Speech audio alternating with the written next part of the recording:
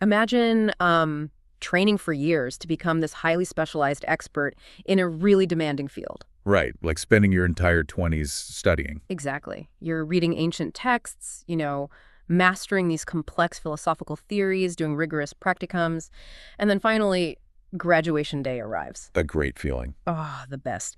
But then you're handed the keys to a struggling local branch of a 2,000-year-old organization. Wow, no pressure. Right. And on day one, your mandate is basically, we need you to completely reinvent the culture of this place to save it from going under. But wait, let me guess. You also have to keep the current customers happy. Spot on. You have to keep the deeply exhausted legacy customers perfectly happy because, well, they are the ones paying the bills. Yeah, that is, that's the ultimate organizational double bind right there. It really is. You're tasked with executing this massive, disruptive innovation, but also rigorous, comforting preservation all at the exact same time, and usually with a shrinking budget. Yeah. Shrinking budgets are always part of the deal. And that tension, that feeling of being pulled in two completely incompatible directions, that is the beating heart of today's deep dive. It's such a fascinating topic. It really is. We are digging into a 2025 master's dissertation by Stewart Cutler, and it's titled Leadership Matters. And the context of this research is just wild. It's intense. The focus is on ministers in the Church of Scotland, which is an institution currently navigating a massive existential crisis. They're in the middle of this thing they call a mission planning process. Which sounds very corporate and clean, right? Yeah, it sounds like a weekend retreat. But the reality of that process is the closure of roughly 40% of their church buildings. 40%. I mean, just think about that for a second. It's a staggering reduction in their footprint. So Cutler's research explores how these ministers are trying to understand and execute their roles as leaders right in the middle of this absolute whirlwind. And I think it's important to say right up front, the stakes here are incredibly high. But the lessons extend way beyond the walls of any religious institution. Oh, absolutely. Even if you aren't religious or, you've never stepped foot inside a church, this source material is just a brilliant case study for you. It's so applicable. It really is a masterclass in change management and the hidden dangers of the heroic leader myth. Plus, it's basically a survival guide for when your institution's expectations completely mismatch the reality you actually face on the ground. And the sheer scale of that mismatch is what caught my attention first, actually. Oh yeah, it's glaring. To really grasp it, we have to look at what happens when these leaders are first dropped into their roles. Because the data Cutler presents is incredibly consistent. Uncomfortably consistent, I'd say. Yeah. Every single minister interviewed in the source material agreed on one detail. Their first 5 years on the job were an absolute unmitigated struggle. Just a total uphill battle. Yeah. The reality of their lived experience just did not come close to what they expected leadership to be. And we see this so clearly in the story of one minister in the study. They refer to her as Margaret. Oh, Margaret's story is so relatable. Right. She admits that she came into her new parish, quote, all guns blazing. Just ready to take on the world. Exactly. She arrived full of these massive visionary ideas for change. She wanted to kickstart new programs, bring in new demographics, modernize the whole approach. But she instantly hit a brick wall. A massive brick wall. Because she completely failed to factor in, the history of the room she was walking into. This specific congregation had been without a minister for 5 years. Half a decade. Yeah. So for half a decade, volunteers had been keeping the lights on, organizing all the events, managing the building maintenance. They were essentially doing the minister's job on top of their own daily lives and jobs. Oh, they were bone tired. They were exhausted. They didn't want a disruptive visionary. They desperately wanted someone to just, take the load off. They needed relief, not a revolution. Exactly. So when Margaret came in shouting, hey, let's change everything, the congregation essentially stepped back, folded their arms, and said, great, you do it. Yeah, Margaret's approach was driven by this really common but flawed assumption that leadership is simply about arriving with a compelling vision. Right. But contrast that with another minister in the study, Paul.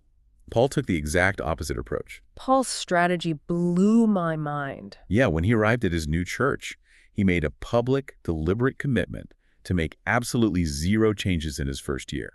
Which sounds completely counterintuitive, right? You are hired to turn a dying organization around. You assume the clock is ticking. The urgency is definitely real. But Paul recognized that urgency without trust is basically a recipe for mutiny. Oh, that's a great way to put it. Instead of changing systems, Paul spent his first year doing 25 to 30 pastoral visits a week. Wait, 30 visits a week? Yes, every single week. He went to people's homes, he drank countless cups of tea, he sat with them in their living rooms. Just building that groundwork. Exactly. His goal wasn't to implement a strategy. His goal was simply to be seen, to understand their actual needs, and to earn influence. He knew he had to earn it. Yeah, he realized that the title of minister didn't automatically grant him leadership. He had to earn the right to lead by building relational trust first. It reminds me of a new middle manager bursting into an office on day one to implement this sleek, disruptive new software system. Oh, yeah. And they're completely blind to the fact that their team hasn't slept in a week because they've been covering for a vacant role. You just cannot optimize a team that is running on fumes. You really can. But reading about these wildly different first-year experiences, it left me with a burning question. What's that? If these ministers were hitting a brick wall so hard in their first 5 years, like if they were so utterly unprepared for the reality of the room, what on earth were they actually taught in their years of specialized training? So this points us directly to the root cause of this early career failure. It wasn't a lack of effort on the part of the ministers. It was an entirely outdated educational paradigm. The curriculum itself was the problem. Exactly. Their initial training involved a rigorous, full-time university theology degree interspersed with church placements. But the curriculum was overwhelmingly focused on the mechanics and theology of the job. So like biblical exegesis and church history. Right. Conducting worship, administering sacraments. The technical skills of being a cleric, basically, rather than the practical skills of running an organization. Yes. In fact, Paul noted in his interview that he went through his entire multi-year training process. And in his words, nobody probably used the word leader once. That is wild. You are put in charge of an entire community. You're tasked with managing budgets, volunteers, and literally a 40% closure rate. And the curriculum doesn't even mention the word leader. It's shocking. That omission feels almost intentional. Well, the omission is rooted in deeply entrenched organizational and theological theories. Okay, tell me more about that. So in the study of organizational psychology, there's a widely accepted concept known as the tripod ontology of leadership. Wait, ontology is one of those heavy academic words. Basically, we're just talking about the fundamental definition of what a concept actually is, right? How we define the nature of leadership itself. That's a perfect working definition, yes. So the tripod ontology argues the fundamental nature of leadership requires 3 specific elements to be present simultaneously. And those are? A leader, followers, and a shared goal. Okay, that makes it. It's a pragmatic, grounded view. It assumes leadership is a dynamic relationship. But historically, the church, and honestly many corporate cultures too, has relied heavily on a completely different definition. Which one? Something known as heroic leadership, or the great man theory. Oh, right. The solo savior riding in on a white horse to fix everything single-handedly. Exactly. It's the assumption that leaders are born with innate characteristics that make them great. And in a religious context, this heroic model is amplified exponentially. Oh, because of the divine aspect. Yes. The leader isn't just seen as a talented individual. They are viewed as being literally called by God. Right. The underlying institutional assumption is that if God called you to the role, you inherently possess the leadership capacity to handle whatever comes your way. So practical management training is seen as, what, almost unnecessary?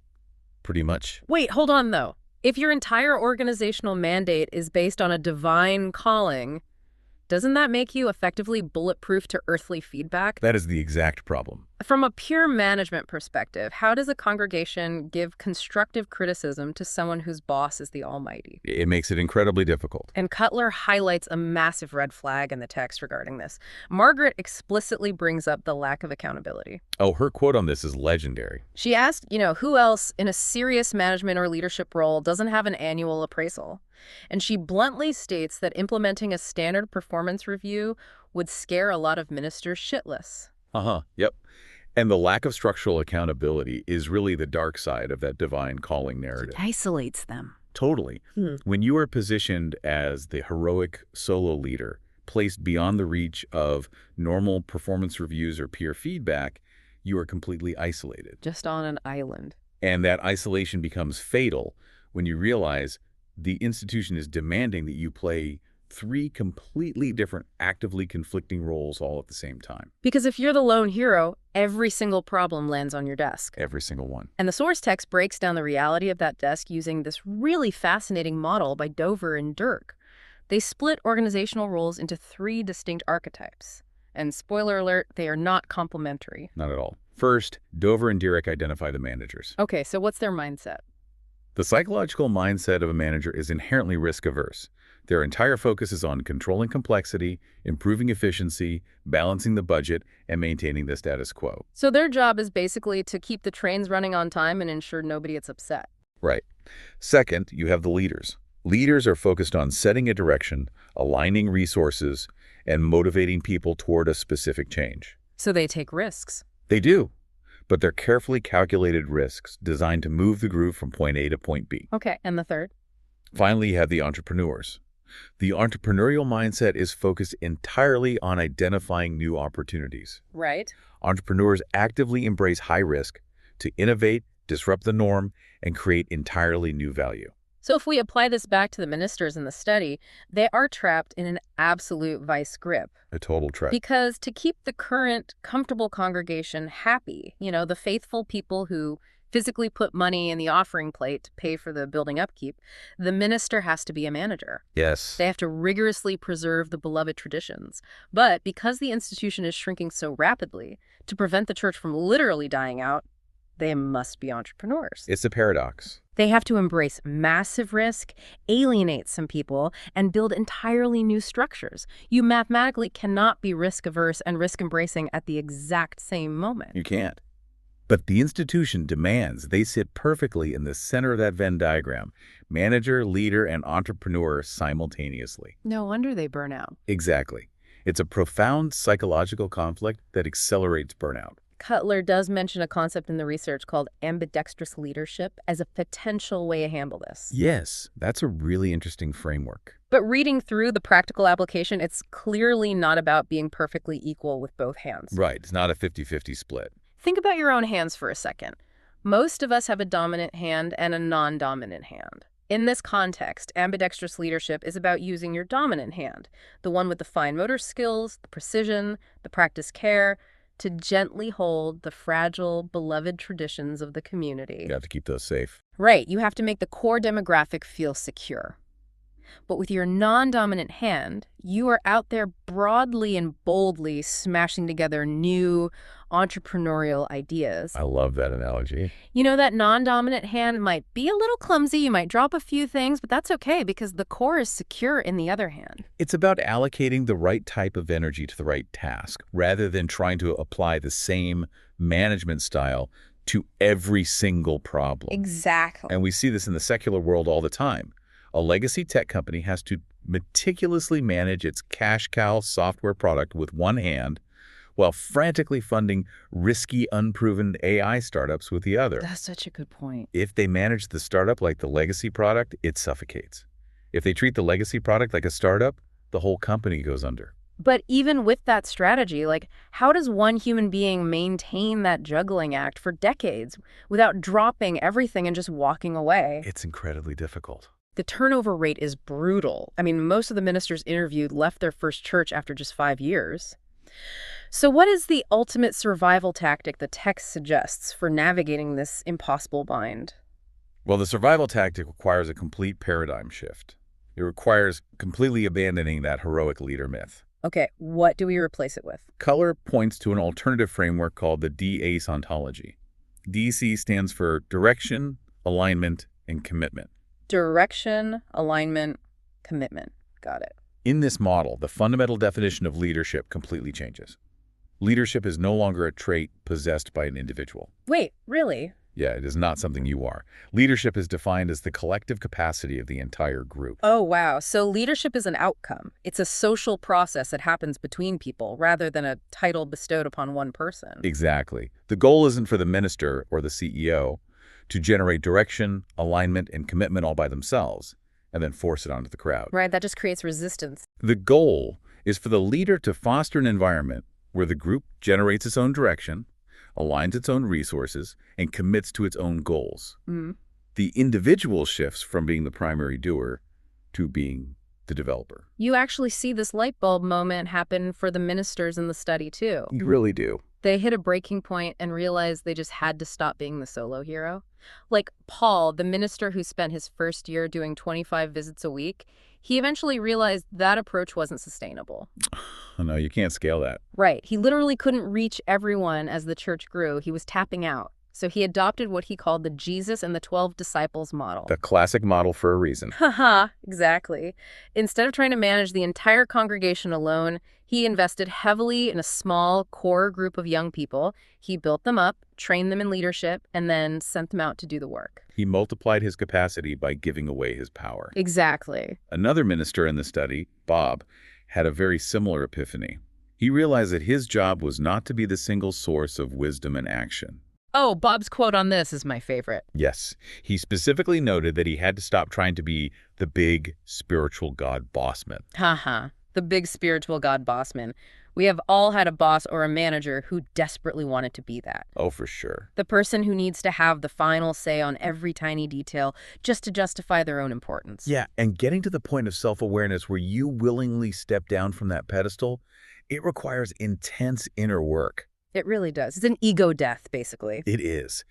And the text highlights that the single most effective tool these ministers found to help them make that brutal transition from doer to developer was a practice called pastoral supervision. Which is very different from the standard corporate performance review we talked about earlier, right? Like what actually happens in a pastoral supervision session? It is a safe, intentional, and rigorously boundaried space. The leader sits down with a trained external supervisor, usually once a month. Okay, so it's a regular thing. Yep. And the focus is not on KPIs or quarterly growth. The session explores three distinct areas: the soul, the role, and the context. Break those down for me. So they examine the soul, meaning what is actually motivating the leader, their fears, their emotional exhaustion. Oh, okay. Then they examine the role, meaning what the leader is actually spending their time doing versus what they should be doing. That's a crucial distinction. And finally, they examine the context, the gritty, unvarnished reality of the environment they are operating in. That's very holistic. Yes. It forces the leader to look in a mirror without fear of getting fired. Margaret, who struggled so profoundly in her first 5 years with her all-guns blazing approach, started doing this and explicitly called it the best thing I ever did. Wow. It gave her the space to process the impossible demands without breaking. It functions as mandatory sanity checking, really. It prevents you from drinking your own Kool-Aid. Exactly. Because when you are the boss, people often tell you what you want to hear. This supervision forces you to confront the reality of your own limitations. And the application of this concept is incredibly direct for anyone listening to you right now. Oh, totally. Whether you are leading a corporate team, navigating a painful merger, managing a massive group of local volunteers, or even trying to hold an extended family together during a crisis. Right. The true measure of your leadership isn't how much weight you can carry on your own shoulders before you collapse. No, it's not about being Atlas. It is how much social capital you build. It is your ability to empower the network of people around you to share the load. The heroic leader inevitably burns out, but the relational leader builds a system that survives their eventual departure. That is a deeply powerful takeaway. So, to wrap up our time together, surviving a leadership crisis, whether you are holding the keys to a shrinking 21st century church facing 40% closures, or you are trying to pivot a tech startup that is rapidly running out of runway. Same principles apply. It requires you to completely abandon the heroic solo leader myth. You have to actively demand proper accountability and external supervision for yourself so you don't lose your perspective. Yes. And above all, you must act as an enabler who grows the leadership capacity of the entire community rather than trying to play the manager, the leader, and the entrepreneur all by yourself. It is a profound structural shift from individual ego to collective survival. It really is. Which leaves us with a final lingering question to ponder long after we finish speaking today. I love a good lingering question. If the ultimate goal of relational leadership and that DASI model is to build a self-sustaining web of direction, alignment, and commitment among the group, is the true mark of a master leader their ability to eventually make their own role completely obsolete. Oh, wow. Now that is a thought to chew on. Isn't it? Are you leading well enough right now to ensure you won't be needed in the future? Thank you so much for joining us as we unpack the impossible realities of change management, the danger of the heroic myth, and what it really takes to hold the keys to a 2,000-year-old organization. We appreciate you taking this deep dive with us, and we'll catch you next time.